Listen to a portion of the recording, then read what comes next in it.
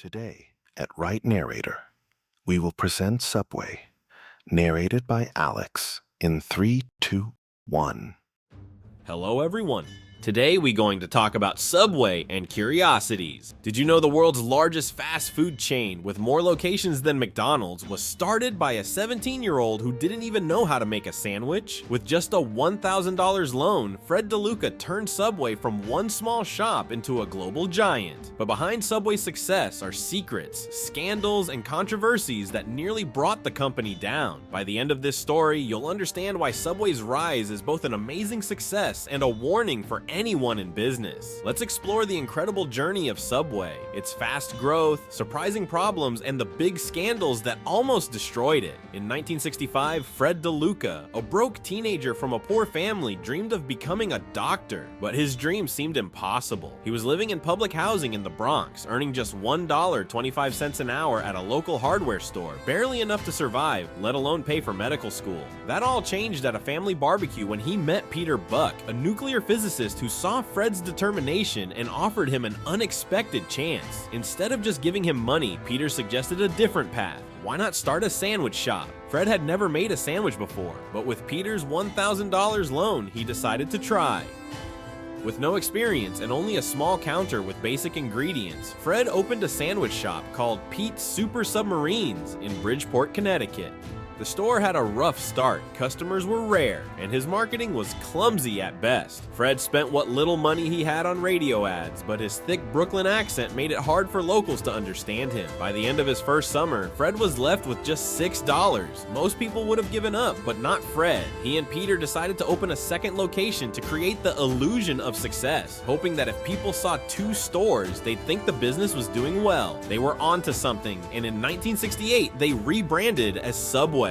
With hard work and determination, Fred slowly turned things around. After years of struggling with low sales, Fred made a big decision. With the new name Subway, he and Peter set a bold goal to open 32 locations in a decade. This wasn't just about staying in business anymore. It was about building a brand people would know and trust. But by 1974, Subway was only halfway to that goal with 16 stores. Frustrated but determined, Fred came up with an idea that would not only help him achieve his target, but would change Subway forever: franchising. Fred realized that Subway's simple setup with no fryers, broilers, or grease traps made it perfect for franchising. The stores needed less space and equipment, which kept costs low. This simplicity allowed Subway to open in places where other fast food brands struggled, like gas stations, hospitals, and even military bases. The franchise model quickly took off. By 1981, Subway had grown to over 300 locations across the US, thanks to other entrepreneurs who saw potential in Fred's dream. This easy-to-copy business model enabled Subway to grow quickly, setting it up to become a well-known name. But while franchising was great for Subway's profits, it also led to problems that would later hurt the brand. Franchising was Subway's secret to success, bringing fast growth for the brand. For franchisees, Subway's low-cost entry was appealing. Opening a Subway required much less investment than other brands like McDonald's or Burger King. It was a win-win for Fred and Peter, who took a fee and ongoing royalties, and for franchisees eager to own a business without big upfront costs. By the mid-1980s, Subway had become a powerful low-cost business, spreading quickly across cities, small towns, and even overseas. Soon, it wasn't unusual to see Subways in airports, train stations, and schools. Even a fake town built by the FBI to train agents had a Subway. This rapid expansion put Subway ahead of competitors in terms of locations. Fred's franchising model brought in royalties estimated to be worth $7 million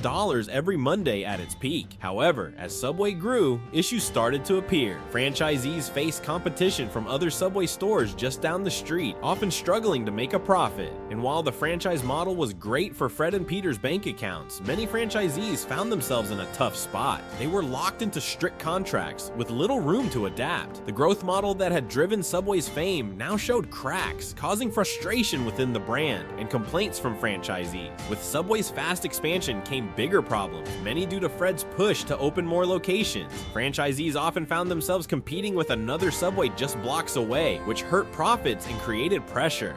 Fred's response: "This is America." His intense focus on growth left franchisees to deal with the effects, tied to strict contracts that kept them from suing Subway. Many franchisees felt stuck, unable to make the most of their business. But despite these issues, Subway kept expanding, soon reaching over 40,000 locations around the world. Fred's success with franchising led to Subways in unusual places: a cruise in Germany, a Jewish community center in Ohio, and even a German cruise ship. For Fred and Peter, the franchise model was highly profitable, but for franchisees, the reality was often far less appealing. Adding to the problem, Subway's quality control was strict. Franchisees faced penalties for small mistakes, like slicing cucumbers too thick, and risked losing their licenses if they tried to adapt to local tastes. Some franchisees said they received ingredients only once a week, leading to issues with freshness, contradicting Subway's Eat Fresh slogan. Despite the problems, Subway's expansion continued, but the stress of fast growth and the cracks within the franchise model hinted at bigger problems that would soon emerge. To stand out from other fast food, Subway began marketing itself as a healthy choice, with fresh ingredients and customizable options. This idea reached new heights when Jared Fogle, a former college student, claimed to have lost 245 pounds by eating 2 Subway sandwiches a day. He became the face of the Subway diet, a campaign that made Subway popular. But in 2015, the unimaginable happened.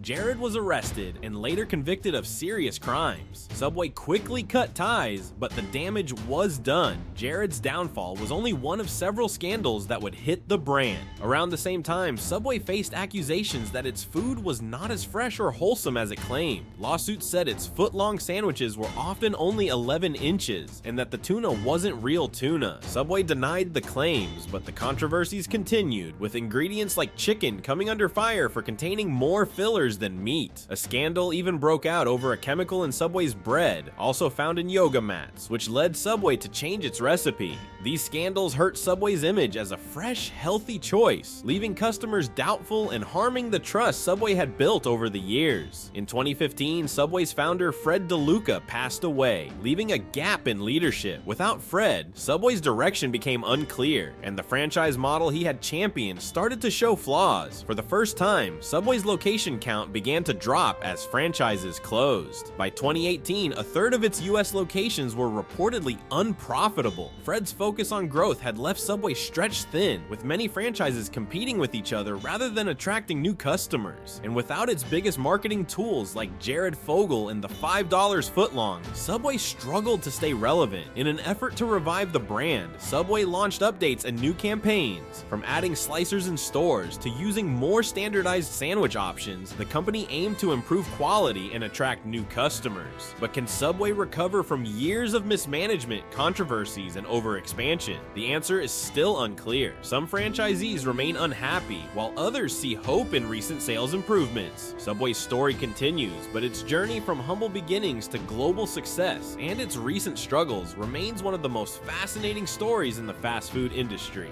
Alright, let's recap the incredible journey of Subway, the sandwich giant that went from a single struggling shop to thousands of locations around the world. It all started with a broke 17-year-old named Fred DeLuca, who took a $1,000 loan from a family friend, Peter Buck, and opened a simple sandwich shop. Against all odds and with little experience, Fred turned his small shop into Subway, rebranded it, and used a smart franchising model to spread it quickly. By keeping costs low and locations simple, Subway expanded rapidly, popping up in places other fast food chains could only dream of: gas stations, airports, hospitals, and more. But Subway's growth wasn't without its challenges. As the chain grew, franchisees often found themselves competing with other Subways just down the block, struggling to make a profit under strict contracts. Then came the scandals, claims that the food wasn't as fresh as advertised, accusations about its tuna, and the high-profile fall of its spokesperson, Jared Fogle. These controversies hurt Subway's image as a healthy, fresh choice. After the passing of its founder, Fred DeLuca, Subway faced a decline, closing locations and struggling to stay relevant. Recent efforts to refresh the brand have shown some positive signs, but the future of Subway remains uncertain. Thanks for joining us on this deep dive into the rise and fall of Subway. If you enjoyed this journey, please hit that subscribe button, give us a like, and let us know your thoughts in the comments. Your support helps us bring you more stories like this.